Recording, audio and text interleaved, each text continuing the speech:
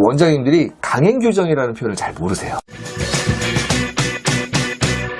대한민국에서 근로기준법은 무조건 지켜야 되는 거거든요. 근데 원장님들이 이제 헷갈려 하시는 것 같아. 제가 이제 알고 있기로는 원장님들이 직원들하고 따로 사적인 계약을 맺었더라도 근로기준법보다 나쁜 계약 관계는 무효가 된다라는 얘기가 있더라고요. 맞아요. 근로기준법에 미치지 못하는 근로조건을 설정할 수는 있겠죠. 그렇죠. 당사자 합의하에. 네. 근데 효력이 없는 거죠. 그렇죠, 그렇죠. 그 얘기를 꼭 한번 해주십사 하고 제가 말씀을 드린 거예요. 이게 참 저도 노무사다 보니까 법을 지켜야 됩니다. 뭐 이렇게 하면은 근로자 편에만 쓰는 것 같다. 원장님들이 또 이럴 수도 섭섭하다. 있는데 항상 말씀드리지만 저는 돈 주는 사람 편이다라고 보통 말씀을 드리긴 하는데 네네. 절도를 했다거나 네네. 음주운전을 했다라고 하면 처벌을 받기 때문에 안 된다는 거 다 알고 있잖아요. 그렇죠. 근데 이런 것들은 다 알고 있는데 근로기준법에도 똑같이 있어요. 최저임금 안 주거나 임금 체불하거나 이러면 3년 이하의 징역 또는 2천만 원 이하의 벌금에 처한다. 뭐 이런 내용들이 다 있는데 절도랑 임금 체불이랑 똑같은 범죄예요. 네네. 그러니까 이거를 제가 이렇게 얘기를 하면 섭섭해하시죠. 네, 범죄자를 나를 이해도 못하고. 네. 근데 그거는 사적인 감정인 거지. 네. 이해는 되지만 네. 어쨌든 법을 네. 위반한 거다. 어쨌든 근로기준법도 잘못을 하면은 형사처벌에 대한 규정이 있고 징역 몇 개월이든 이렇게 살 수도 있고 물론 네네. 엄청 중한 근로기준법 위반을 해야 그렇게 네. 되긴 하겠지만 그쵸. 그래서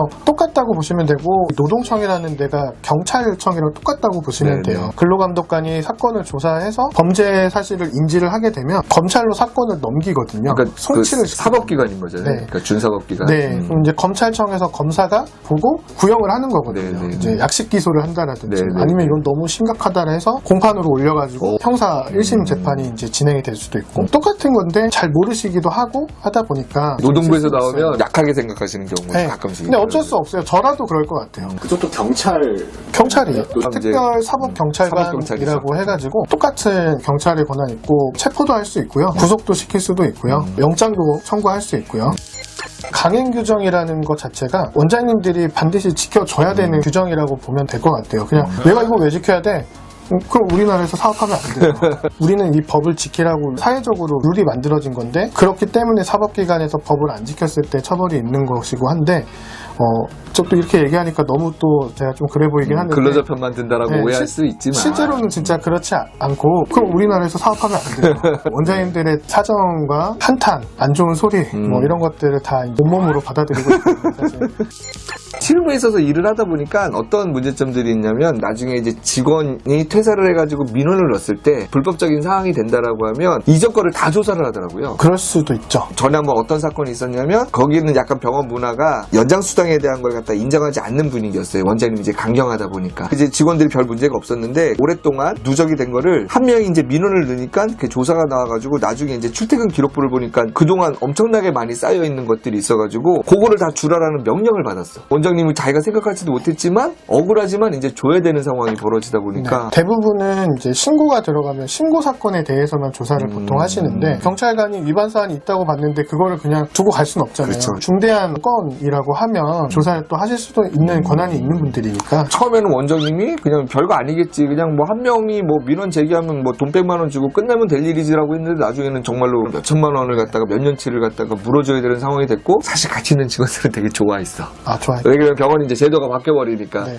근데 원장님은 되게 마음 상해하셨고 그게 이제 원장님한테 제가 아무리 설명을 해도 이제 변하지 않던 게 어떻게 보면 그 사건으로 인해가지고 한 방에 싹 바뀌었던 시대가 빨리 바뀌니까 한 10년 전, 20년 전에 했던 그 경영 방식하고 지금이 달라졌다라는 거에 대해서 업데이트가 잘 안 되더라고요. 저는 이제 원장님들한테 노무사님이 됐던 꼭 전문직을 대동을 하시다라고 추천을 드린 이유가 뭐냐면 법률 업데이트를 모든 걸 다 따라가기가 되게 힘들어요. 지금 원장님들 중에서 예전에 자기가 페이로 있었거나 아니면 다른 회사를 근무하다가 치대를 들어가시는 원장님들은 그런 부분을 되게 잘 하세요. 그리고 잘 알고 또 있으니까. 전문직도 잘 쓰세요. 근데 바로 개원하신 분들은 모르세요. 상대적으로 이게 조금 떨어지시는 중한 거를 모르시고 그래도 최근에 이제 저하고 미팅하러 원장님은 이제 지금 은퇴 계획을 하고 계신 원장님인데 후배 원장님한테 어떻게 안내를 해주시냐면 노무와 관련된 거, 세무와 관련된 거 뭐 이런 것들을 될 수 있으면 안에서 해결하려고 많이 애를 쓰다 보니까 가장 큰 문제가 보면 예상하지 못했던 큰 문제가 발생할 때가 있더라. 그 직원이 뭐 나빠서의 문제가 아니라 직원도 법률이 바뀌는 거를 상시적으로 업데이트가 안 되잖아요. 그거를 나중에 책임질 수도 없어. 그렇다고 해가지고 오너 입장에서 직원한테 일 시켜놓고서 야 네가 잘못했으니까 네가 책임져 이럴 수가 없는 상황이 돼버리는 맞아요. 거죠. 보통 실장님들한테 노무 업무, 세무 업무도 어느 정도 위임을 시키는 거 뭐 그럴 수는 있어요. 근데 중요한 거는 그거를 서포트하는 역할 정도로만 생각을 하셔야지 나중에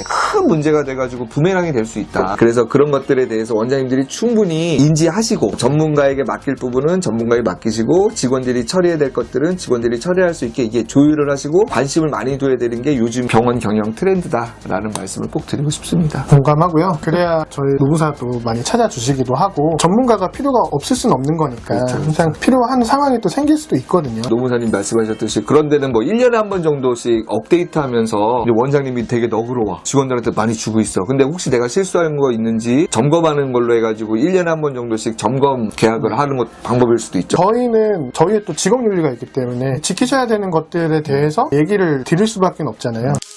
PD님이 갑자기 요청을 해가지고 지원금에 대한 질문이 나왔어요.